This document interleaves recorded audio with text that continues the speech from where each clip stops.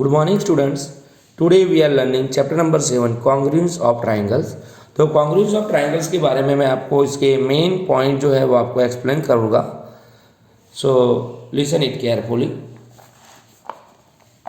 सो congruent figures किसको कहते हैं पहले समझ लो।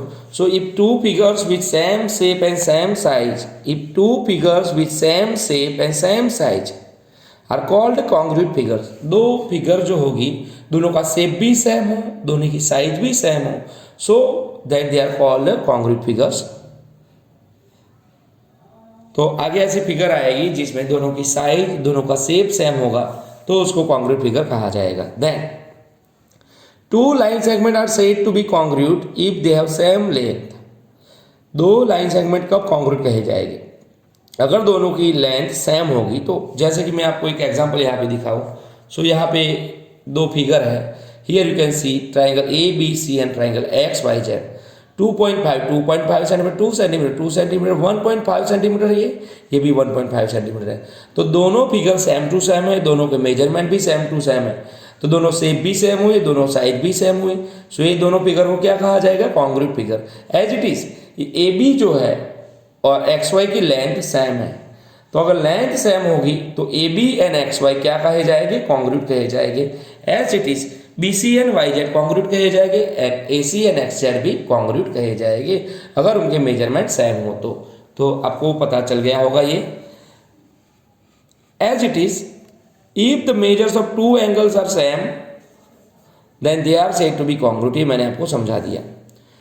To triangles are said to be congruent if the two triangle have the corresponding angles and side congruent. दोनों angle को कब कॉन्ग्रुएंट कहा जाएगा?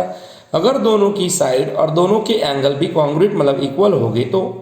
The notation for congruency is, तो कॉन्ग्रुएंसी को डिनोटेट करने के लिए ऐसे इज इक्वल टू करके उसके ऊपर ये साइन आती है। तो ये साइन जब भी आए तो आपको याद रखना है कॉन्ग्रुएंसी का नोटेशन है। कॉन्ग्रुएंट है दोनों फिगर, उसको दर्शाने के लिए उसको डिनोटेट करने के लिए ये साइन होती है, ऐसे इज इक्वल टू करके उसके ऊपर ऐसा उल्टा ट, अड़ा नहीं करना है, ऐसे ट जैसा करना है गुजराती का। So the notation for congruency is this symbol. If A B is equal to 3 centimetre, X Y is equal to 3 centimetre, A B भी 3 है, एक्स वाई भी 3 है, then line segment A B and line segment X Y are called congruent and the segment congruent line segment. अगर दोनों की value same है तो दोनों को कॉन्ग्रुएंट लाइन सेगमेंट कह सकते हैं।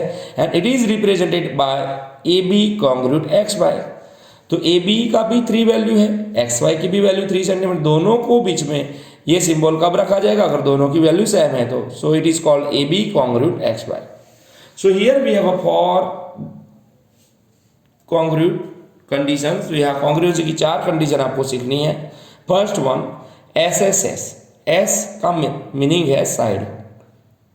If two triangles have all the sides are equal, तो सब साइड अगर इक्वल होगी, जैसे आप यहाँ पे देखा मैंने जो एग्जांपल समझा है इसमें, ये first side, second side, third side, तीनों साइड अगर इक्वल है सो it is called S S S congruent criterion. तो ऐसे ही इसमें आपको समझना है if all the 3 sides of one triangle is equal to the corresponding sides of the other triangle. If all the 3 sides of a triangle is equal to the corresponding sides of other triangle, अगर एक triangle की तीनों side दूसरे triangle की तीनों side से equal है, then these two triangles are said to be congruent triangle। तो ये दोनों ट्राइंगल को congruent triangle कह सकते हैं। समझ गए? तो कल मैंने आपको ये लिखने के लिए पॉइंट का फोटो भी भेजा था, आपने शायद लिखा हो तो थोड़ा बहुत समझ में आया होगा। Now second point the side angle and side congruency condition. तो साइड का एस, एंगल का ए एंड साइड का एस, तो ऐसे एस कॉन्ग्रुएंट क्राइटेरियन इसको कहा जा सकता है। सो if to side and the included angle, तो दो साइड और दोनों के बीच में बनने वाला जो एंगल है, if two sides and the included angle of one triangle is equal in the corresponding sides and angle of the other triangle, मतलब एक ट्राइंगल के दो साइड और उसका कॉरस्पॉन्डिंग एंगल दूसरे साइड के दो साइड और उसके कॉरस्पॉन्डिंग एंगल के जितना ही हो, then these two triangles are said to be congruent triangle. So उसकी फिगर मैं आपको यहाँ दिखा रहा हूँ। So see here you can see this both figure. So here AB 3 centimeter, PQ 3 centimeter, AC 4 centimetre, PR 4 centimetre, मतलब दो side 3 3 4 equal है और दोनों का कॉरस्पॉन्डिंग एंगल, जैसे कि ABC में एंगल A है कॉरस्पॉन्डिंग, वो भी 45 है, एंड PQR में एंगल P भी 45 है। मतलब side angle side, side angle side, मतलब side side angle angle side side अगर इक्वल है, then it is called SAS congruence criterion.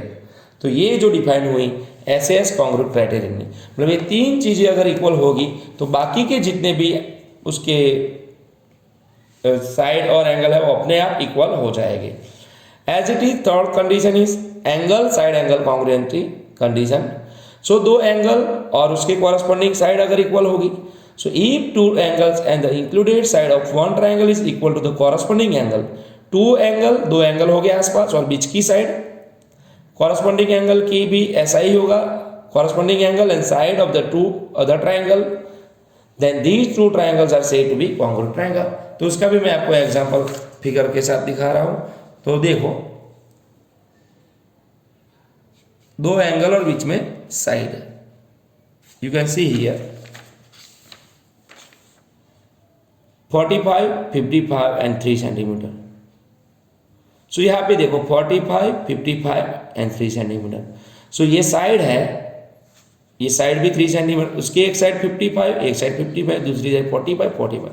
तो ये दोनों ट्राइंगल भी कॉन्ग्रुएंट है। Why? Because ASA congruent criterion के द्वारा।